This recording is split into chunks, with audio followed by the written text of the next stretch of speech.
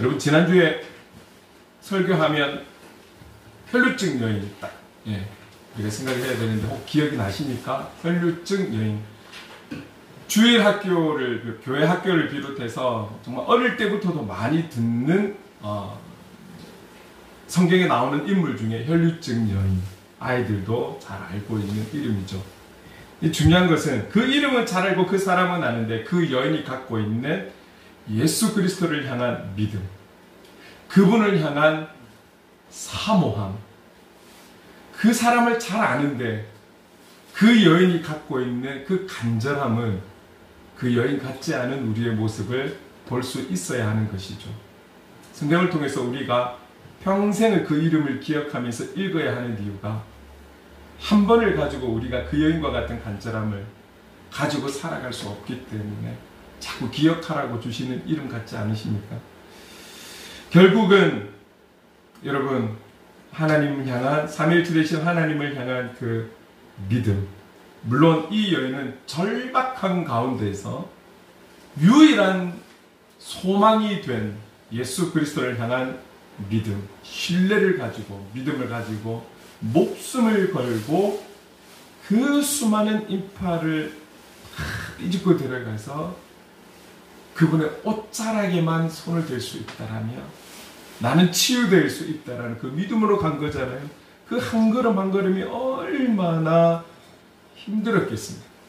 목숨을 건 걸음이었기 때문에 그렇습니다. 그러나 그 목숨도 그녀가 갖고 있는 그분을 향한 간절함을 막을 수 없었던 것이죠.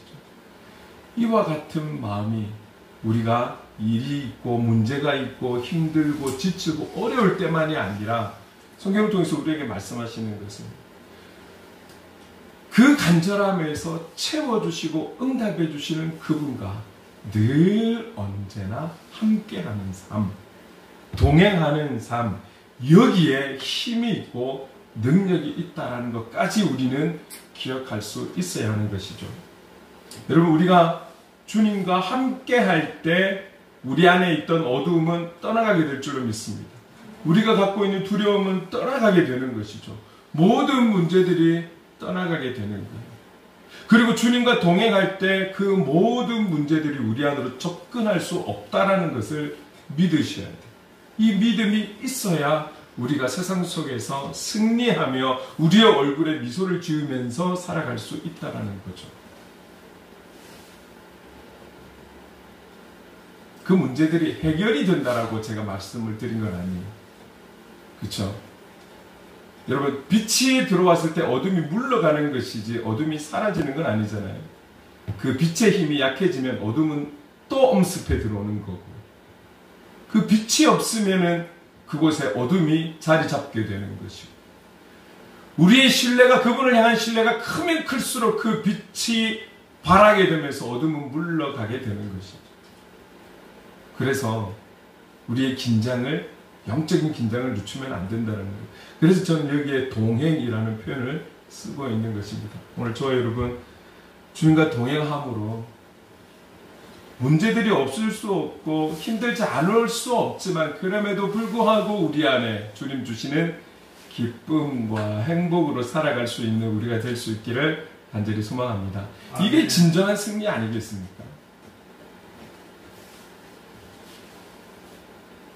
우리만 문제가 안 오고 우리만 걱정이 없고 근심이 없고 염려가 없고 그런 거 아니에요. 그러나 주 예수와 동행하니 그 어디나 하늘나라 주님과 동행하는 데에 답이 있는 거죠. 이 혈류증 여인의 이 간절함, 이 사모함, 늘 그분을 향한 사모함을 가지고 살아가는 저와 여러분 될 수 있기를 간절히 소망합니다. 그렇게 살아갈 수 있는 힘은 여러분 어디에 있습니까? 기도에 있다라는 것을 잊지 않았으면 좋겠습니다. 기도, 다시 말하면 그분과의 나와의 관계, 그분과의 동행 속에 답이 있다라는 것을 기억하셔야 됩니다. 이것을 우리가 딱 기억을 하고 오늘 말씀을 보시면 오늘 제목에만 해도 제목만 보더라도 아멘 하실 거예요. 여러분 이 본문 시편 121편 또한 시편의 그 많은 150편까지의 시편 중에서도 이 121편은 많은 분들이 기억하고 있고 암송할 정도로 잘 알려진 그런 시편 내용입니다. 지금 읽은 1절에서 8절까지의 내용에서 1절, 2절은 이 시편 121편의 주제절이라고 할 수 있고 3절에서부터 8절까지는 이 2절의 내용을 뒷받침해주는, 설명해주는 내용으로 구성이 되어 있어요. 오늘 저는 여러분과 1절, 2절의 말씀을 좀 집중해서 나누려고 합니다.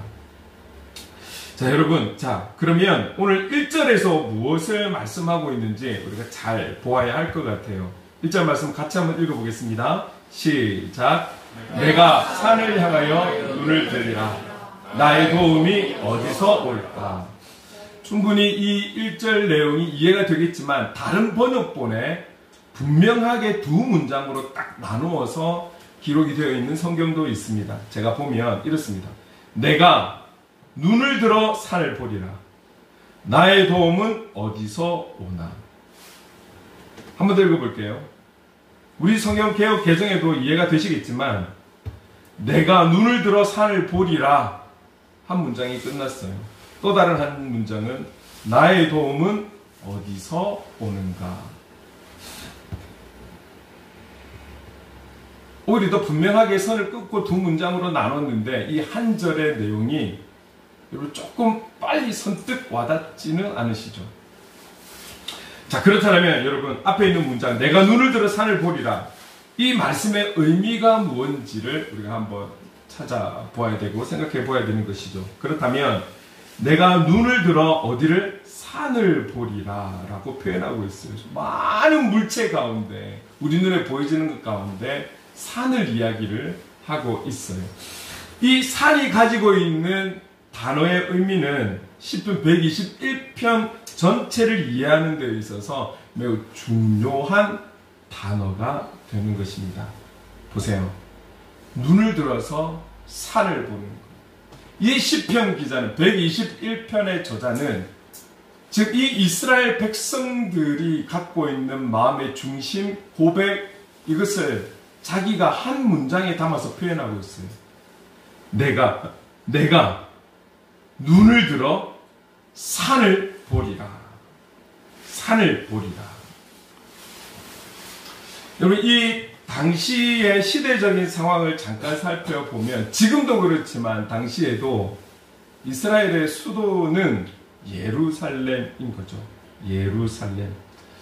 혹시 성지순례를 다녀오셨으면 아실 거고, 저도 아직 못 가보고 사진과 그림으로만 이렇게 좀 쭉 살펴보았습니다. 그런데 수도라는 것은 그 나라의 얼굴이나 마찬가지잖아요. 대표되는 도시가 되는 것이죠. 이스라엘의 대표되는 도시가 예루살렘인 거예요. 그만큼 중요한 도시이고 중심이 되는 도시이기 때문에 중심이 되고 얼굴이 되는 도시여야 하는 특징과 이유가 있어야 되는 거잖아요. 그래서 이 예루살렘은 수도로 정하기에 아주 적합한 도시라는 거예요. 실제로 제가 지도도 이렇게 살펴보니까 여러분, 이 도시가 말이죠, 이 지역은 해발 800m의 높은 고지대에 위치해 있는 거예요. 높은 고지대에 위치해 있고 주위에는 병풍처럼 산으로 둘러져 있는 거예요. 그리고 양 사방의 두 면에는 깊은 골짜기 두 개가 흐르고 있다라는 거예요. 그러니까 이게 지리적 위치로 봤을 때 이 예루살렘은 상당히 정말 천연 요새와 같은, 인공적으로 만들어진 것이 아니라 자연적인 상황이, 환경이 천연 요새와 같은 너무 적합한, 수도로 하기에는 적합한, 누가 봐도 안전하게 보이는 곳이 예루살렘이었다라는 것입니다. 사실 여러분이 이스라엘이 예루살렘의 수도라고 정하기 전까지는 이스라엘의 역사는 수도를 정할 만큼 안정화된 나라가 아니었습니다.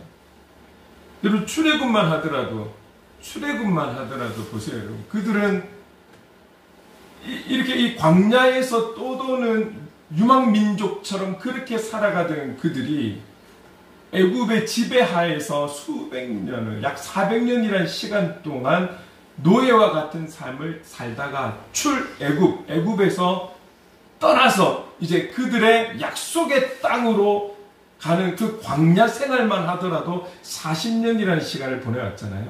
여러분, 가는 곳곳마다 조금씩 거주하면서 지내다가 또 이동하고 그 기간이 40년이라는 시간이 지났어요. 약속의 땅에 들어와서는 어떻습니까? 계속 전쟁을 하는, 오랜 시간 동안 전쟁을 하는, 여호수아가 지도자가 되어서 여호수아가 죽기까지도 다 그 전쟁을 끝내지도 못할 만큼 여러분 그런 상황이었다는 거죠. 그전에는 수도를 정할 만큼의 상황이 아니었는데 이 본문에 와서 이제는 그들이 수도를 정한 거예요. 그리고 정하고 보니 그 수도는 지리적으로 너무나 요새와 같은, 너무나 안정화된 그런 도시라는 것이죠. 여러분, 이 이스라엘에게 있어서 수도는 새롭게 다가오는 그들의 힘이 되고 대표가 되는 상징적인 그런 곳이 되는 것이지만, 이스라엘의 역사에 있어서 그보다 더 위대하고 함께했던 분이 누구였냐면 바로 하나님이었던 거죠. 하나님은 이스라엘 백성들에게 있어서 단지 종교적인 행위에 대한 대상이 아니었고 그들의 생명으로 여겼던 존재가 하나님이었던 거예요. 생각을 해보세요. 그들이 살아갈 땅이 있어요. 뭐 수도가 있어요. 오랫동안은 지배하에 살았고 오랫동안은 광야에서 아무리 둘러봐도 아무것 하나 없는, 먹을 것 하나 자기들이 뭐 키워서 먹을 수 있는, 재배해서 먹을 수 있는 그런 환경도 아니었던 그들이 오직 하나님만을 바라보면서, 그럼에도 불구하고 삐그덕삐그덕 거리는 적도 있었지만 하나님만을 바라보며 그 말씀에 순종하며 여기까지 온 거죠. 그런 역사를 가지고 있던 이스라엘이란 말이죠. 하나님은 그냥 하나님, 내 종교적 행위에 대한 대상이다, 이것만 아니라 그냥 나의 생명, 우리 가정의 생명, 우리 민족의 생명 그 자체야 하고 그분을 절대적으로 의지하며 여기까지 왔는데 수도를 정하고 수도가 너무 안정화되고 지형이 너무나 안전하고 눈에 보여지는 수도가 있으니 너무 좋고 눈에 보여지는 환경이 그들을 지키고 있으니 너무 좋은 거예요. 그러다 보니 사람은 눈에 안 보이는 무언가를 믿는 것보다는 눈에 보여지는 거에 관심이 가게 되고 시선이 가게 되고 마음도 가게 되는 거겠죠. 절대적으로 하나님을 의지했던, 생명처럼 의지했던 그들의 자세가 눈에 보이는 수도로 인해서 이 예루살렘 성에 대한 애착과 마음과 중심이 되기 시작한 거예요. 그들의 생각이 우리를 지키는 곳은 이곳이야. 나를 지키는 곳은 이 요새와 같은 예루살렘 성이야. 이 자연적 환경이 나를 지켜주고 있어. 점점 이 도시는 그들의 의지의 대상이 되었고 외적 환경의 그 좋은 이점이 오히려 여호와 하나님에 대한 지금까지 가져왔던 그들의 중심이, 사모함이, 열정이 떨어지는 계기가 된 것이었습니다. 여러분, 결국 1절에 나오는 산은 그들의 눈에 보이는 요새와 같은 이 환경이 바로 그들의 산이었던 것입니다. 그래서 내가 눈을 들어 산을 보리라. 왜요? 이 산이, 그들의 살고 있는 외적인 환경이, 이 예루살렘 성이 나를 지켜주고 있다라고 믿고 있기 때문입니다. 좋은 환경, 편안하고 안전이 있는 이런 환경이 그들의 삶의 질을 높인 것은 사실이지만, 그러나 하나님을 떠나게 하는 원인이 되었다라는 사실을 우리가 기억하면서, 그렇다면 우리의 모습은 우리나라의 모습도 한번 비교를 해볼까요? 약 120년 전에 기독교가 우리나라에 들어왔어요. 복음이 들어왔습니다. 여러분, 이 기독교, 복음이 들어오게 되면서 우리나라에 많은 변화를 주었다라는 것을 여러분들 잘 알고 계시고 있을 줄로 믿습니다. 지금 우리 선교사님들도 동남아나 아프리카에서 120년 전에 선교사님들이 들어오셔서 하셨던 그 일들을 지금 하고 있습니다. 틀린 일, 다른 일, 뭔가 특징 있는 일, 색다른 일을 하고 있는 거 아니에요. 그 아프리카에 가가지고 어려운 자들, 굶주린 자들에게 먹을 것을, 입을 것이 없는 그들에게 우리가 버린 그 구제 옷들을 모아다가 가지고 가서 나눠주고, 여러분, 학교를 세워가지고 어린이 교육부터 시작을 하고 있고, 한 끼라도 그 지역의 아이들과 주민들에게 먹이고 있고, 조그만, 우리가 볼 때는 아무것도 아닌 약이 거기는 너무 소중해서 다친 애들에게 약을 발라주고, 조그마한 상처가 시간이 지나 썩어 골마서 터지는 그런 상황이 올 수 있는 곳임에도 불구하고 우리가 흔하게 바르는 약 같은 경우에 거기서는 치료가 일어나고, 120년 전에 우리나라에서 나타났던 현상들이 지금 현재 그곳에 일어나고 있는 것이죠. 교육, 의료, 사회개혁, 문화, 정치, 인권, 이런 모든 곳에 여러 방면에 깊고도 폭넓게 영향을 미친 것이 사실입니다. 그런데 이 영향이 그저 복음이 들어왔다고 해서 이루어진 것만은 아니에요. 이 과정 속에는 오늘 우리가 이 아름다운 세상을 누리는 데에는 너무나 어려운 과정들이 있었다는 것을 여러분 기억하셔야 돼요. 당시에 우리나라는 120년 전만 하더라도 너무너무 가난했죠. 여러분, 부산에 복음이 들어올 때 인천의 제물포항과 부산에 부산항이 두 군데가 있었어요.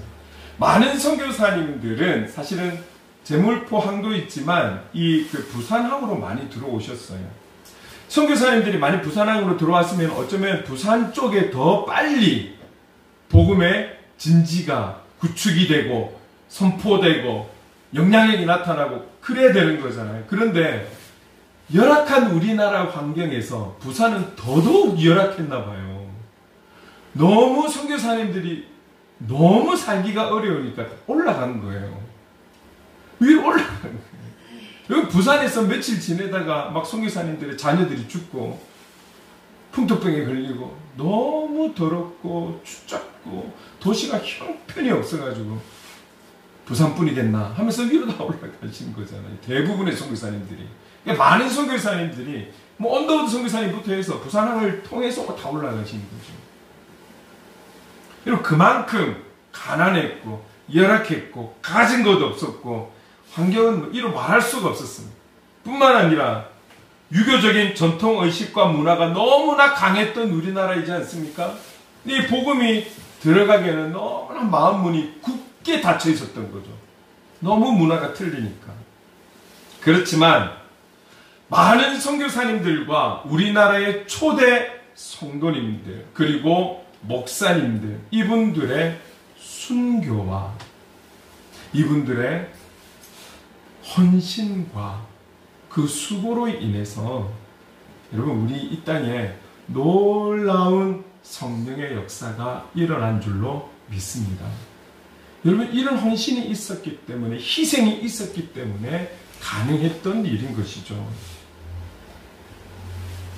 그런데 여러분, 문제는 그 복음의 확장성을 이루는 가운데 우리나라는 또 아픔이 있었고 상처가 있었고 전쟁이 있었고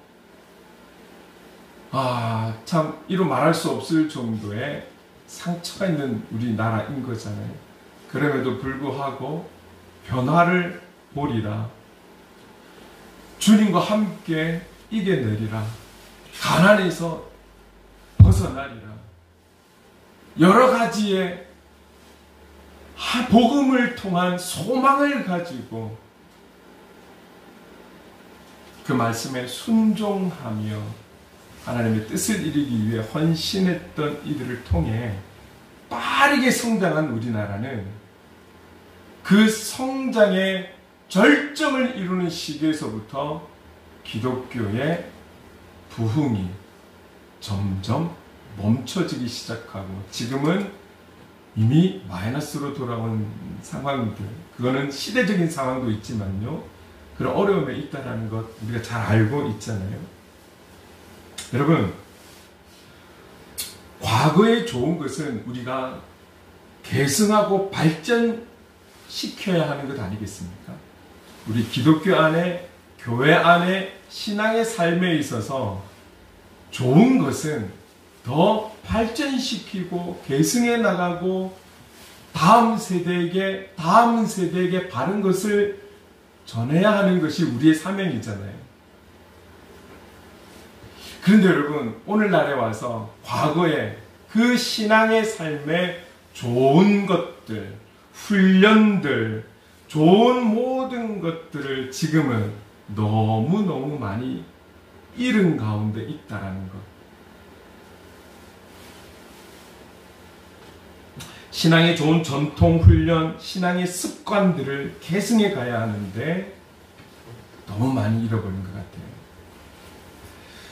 여러분, 먼저는 제가 한번 생각을 해봤어요. 많은 목사님들, 직분자들, 먼저 믿은 성도들, 신앙의 생활을 먼저 시작한 우리 스스로가 여러 가지 이유로 인해서 내가 거룩하니 너희도 거룩하라는 이 거룩함에 대해서 너무 소홀하지 않았는가. 이 거룩성을 많이 잃어버렸다라는 것이 지금의 문제인 것 같아요. 또 여러분, 과거에 우리 신앙의 선배님들은 5일째 이런 거 없었잖아요. 저희들이 한참 청소년 때 자랄 때만 해도 6일째 아니었습니까? 지금 얼마나 좋은 시대예요. 5일째로 주말은 다시고, 물론 또 개인 사업을 하시는 분은 좀 다르겠지만, 그런 여러분 쉬는 날이 없는 그런 농경 사회 속에서도 철야기도, 새벽기도, 얼마나 많은 성도님들이 모여서 여기에 기도에 합주를 했는지 몰라요. 지금은 어떻습니까? 철야기도 없어진 지 오래됐습니다. 철야기도가 바뀌어서 심야기도도 많이 없어졌습니다. 저녁기도도 잘 안 모입니다. 새벽기도, 과거에서부터 신앙생활 하신 어르신들만 좀 남아있고 거의 빈자리입니다. 여러분, 우리 이 땅의 기독교의 역사에 있어서 하나님이 쓰신 것이 무엇입니까? 모여서 기도했던, 부르짖었던 이 일들 아니겠습니까? 세계 어디에 기독교의 역사를 찾아봐도 우리나라와 같은 이런 초고속 성장을 볼 수가 없는데, 여기에 원동력은 새벽마다, 저녁마다 혈류증 여인과 같은 간절함을 가지고 가난을 대물림하기 싫고 어려움에서 이겨내고 영적 승리를 이루기 위해서 간절하게 부르짖었던 그 부르짖음들이 사라졌어요. 언제부터? 우리가 복받기 시작하면서 신앙의 계승이 이루어지지 않은 거죠.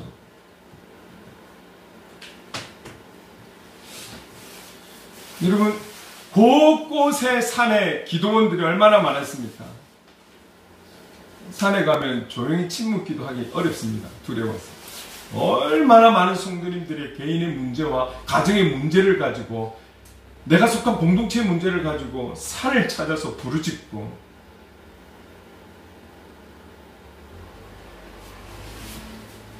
여러분, 그런 기도가 사라졌습니다. 이제는 많은 기도원들이 운영이 어려워서 문을 닫은 상태입니다. 이런 문제들 좀 불편하실지는 모르겠지만 철저한 신앙의 삶, 과거에는 주일 낮 예배, 저녁 예배까지 있었어요. 거의 대부분이 참여했죠. 이 예배가 오후로 올라오고 이제는 많이 없어지고. 여러분, 그래도 우리 한 12명 정도 중에 오후에 소그룹을 한 8명, 이게 지금 상당히 양호한 편입니다. 한 60명, 70명 이렇게 해도 오후 예배 때 한 10명, 그게 지금의 현실입니다. 성경은 모이기에 힘쓰라라고 나와 있지만 구역 예배 안 한 지 오래되고 시대적인 상황 때문에 신방이 많이 중단이 되고 교육자들이 안 하는 것이 아니라 신방을 원하지 않는 거죠. 그런 어떤 상황들, 헌금 생활에 대한 가르침도 이제는 사람 눈치 본다고 표현하지 않고 가르치지 않고 언급하지를 않습니다. 주일 낮 예배만 드려도 특별히 예배 모임에 대해서 권면하지 않는 시대가 되었습니다. 목회자의 권위가 떨어졌다는 것이죠. 이렇게 된 이유 중에 큰 하나는 이스라엘 백성들과 같이 전적으로 하나님만을 바라보고 의지하고 내 생명처럼 여기며 하나님과 함께 했던 그들이 이제 산을 보게 되면서부터 그들의 신앙은, 그들의 믿음은 하나님이 아닌 그들의 의지의 대상은 산으로 가게 된 것을 이 시편 기자는 폭로하고 있는 것입니다.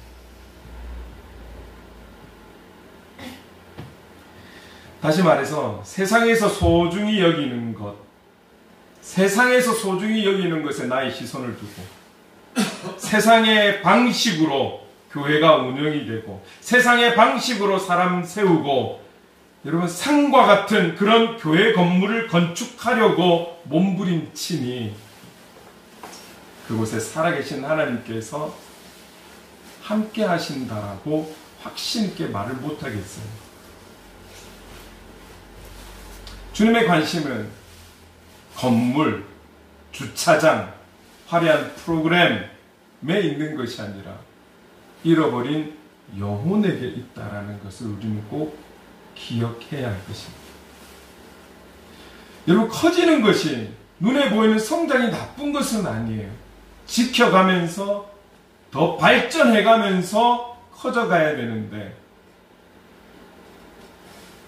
이런 표현이 좀 맞을까요? 안고 없는 찐빵, 안고 없는 찐빵과 같은 교회, 안고 없는 찐빵과 같은 그리스도인의 현장에서의 삶.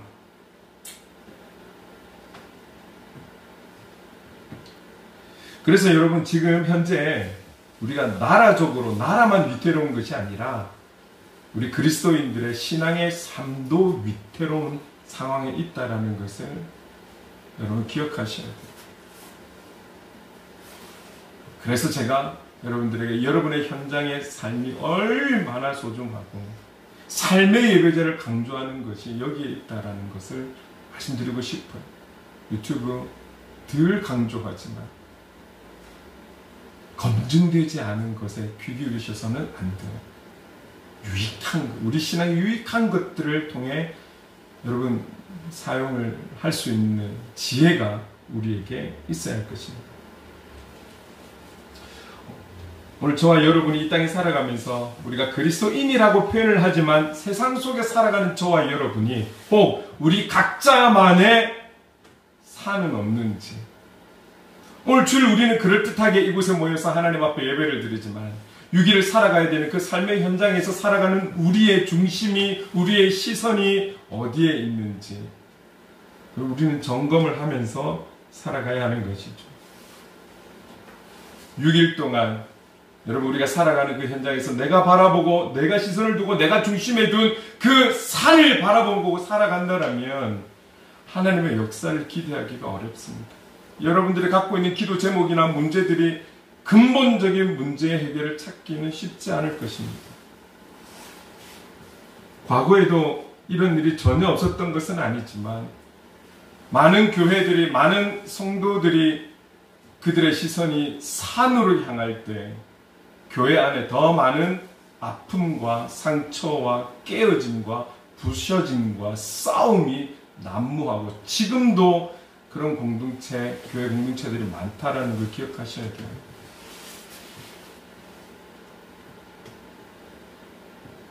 오늘 우리가 내려놓지 못한 것이 무엇인지, 오늘 우리의 시선을 주께로 향하지 못한 것이 무엇인지, 우리의 시선을 방해하고 유혹하는 것이 무엇인지 아마 우리 스스로가 잘 알고 있을 거라고 믿습니다. 오늘 이 시편 기자의 1절, 2절의 말씀을 통해서 우리 자세를 잘 돌아봐야 하는 거예요. 예루살렘의 환경으로 이스라엘이 타민족으로부터 생존에 대한 직접적인 위협 이런 것은 없다 할지라도 하나님에 대한 그 믿음의 상실로 인해서 이스라엘 백성들은 그 어느 때보다도 영적으로 심각한 위기의 상황에 있는 시점이라는 것을 이 시편 기자는 드러내고 있다는 거죠. 그러면서 내가 눈을 들어 산을 보리라, 산을 보고 의지하고 살아가고 있는데 또 하나의 고백은 무엇입니까? 나의 도움이 어디서 오는 걸까? 나의 도움이 어디서 오는 걸까? 몰라서 말하고 있는 것 아니잖아요. 그들은 지금 산을 보고 있잖아요. 그 산을 보고 즐기고 누리고 살아가고 있는데 나의 도움이 어디서 오는 걸까? 결국은 나의 도움은 안정적인 요새와 같은 이 예루살렘 수도에서, 이 자연 환경에서, 외적인 이 환경에서 온다라는 것을 반증하고 있는, 반문하고 있는 그런 일절이라고 보시면 돼요. 그런데 오늘 시편 기자는 2절에 단호하게 이렇게 다시 답을 하고 있습니다. 같이 한번 읽어봅시다. 시작. 나의 도움은 천지를 지으신 여호와에게서로다. 한 번 더. 시작. 나의 도움은 천지를 지으신 여호와에게서로다. 나의 진정한 도움, 그것이 어떤 것이든지 간에 나의 진정한 도움은 산에서 오는 것, 외형적인 것에서 오는 것, 세상에서 중요하게 여기는 것에서 오는 것이 아니라, 그것이 아니라 이 산을 지어주신 여호와, 너희들이 바라보는 그 산을 지어주신 여호와, 창조주 되신 하나님, 그 여호와에게서 오는 것이라고 시편 기자는 분명하게 간단 명료하게 답을 하고 있는 거예요.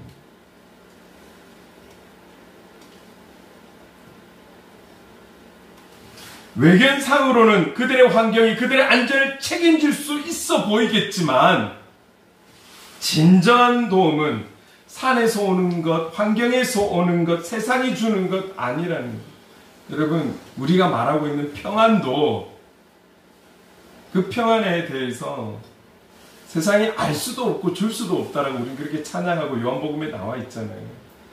세상이 어떻게 알겠어요? 하나님이 주시는 그것에 대해서, 그 능력에 대해서, 그 영향력에 대해서 어떻게 세상이 알 수 있겠어요? 알 수 없죠. 우리의 시선은 눈에 보이는 것에만 매여있는, 이것을 창조하신 하나님의 손이 있고 하나님의 능력이 있는데 그 하나님까지 우리의 시선이 안 가는 거죠. 눈에 보이는 게 좋고 눈에 보이는 게 더 믿음직하고, 예수 그리스도를 모르는 것이 아니라 제자로 따랐던 그가 그렇게 부활의 메시지를 들었음에도 불구하고 자기가 없을 때 나타난 부활의 주님에 대해서 모든 제자들은 증거하지만 내가 직접 손가락으로 찔러야 믿겠다. 예수님께서 친히 오셔서 만져봐. 도마야, 보지 않고 믿는 자가 복되다.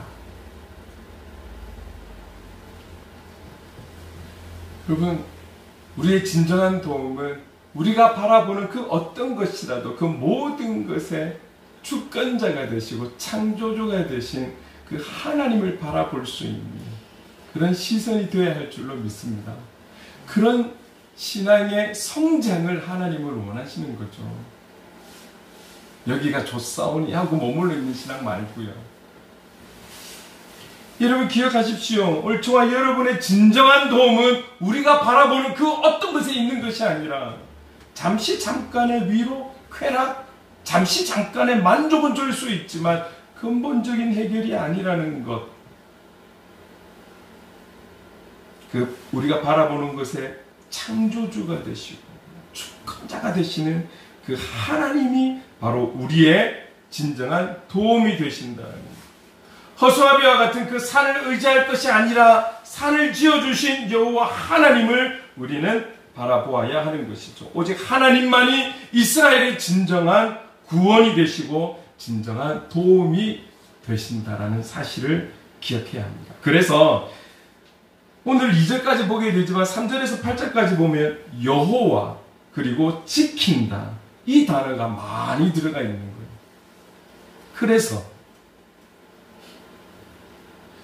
여러분 오직 우리 하나님만이 우리의 도움이 되신다라는 사실을 믿을 수 있기를 간절히 소망합니다. 아멘. 아멘.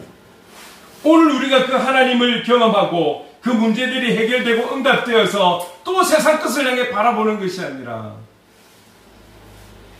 그 모든 것의 창조주가 되시는 그 하나님을 끝까지 믿는 믿음으로 살아가는 저와 여러분. 혈류증 여인도 마찬가지예요. 그 여인이 갖고 있는 그 사모함과 기대함과 간절함이 문제가 있고 어려움이 있고 힘들 때만이 아니라 늘 영적으로 살아가기를 원하는 우리가 그분을 향한 간절함을 늘 가지고 살아갈 때 그럴 때 문제가 안 오는 거예요. 문제가 와도 문제가 안 되는 거예요. 두려움이 와도 두렵지 않은 거예요. 그럴 때 우리는 그 문제 앞에서 웃을 수가 있는 것이죠. 저와 여러분의 시선이 진정 우리의 도움이 되시고 우리의 유일한 구원이 되신 하나님께로 시선 고정 되어 살아갈 수 있기를 간절히 소망합니다. 아멘. 저와 여러분 우리 교회의 진정한 도움은 우리가 아니라 방금 많이 하는 사람이 아니라 어떤 누군가가 아니라 교회의 머리 대신 예수 그리스도이시라는 사실을 여러분 꼭 기억하시기 바랍니다. 아멘. 여러분 아시는지 모르겠지만 웬만큼 제가 있는 시간에는 여기 문을 열어놔요. 우리 행복을 그리는 교회는 거의 오픈된 교회입니다.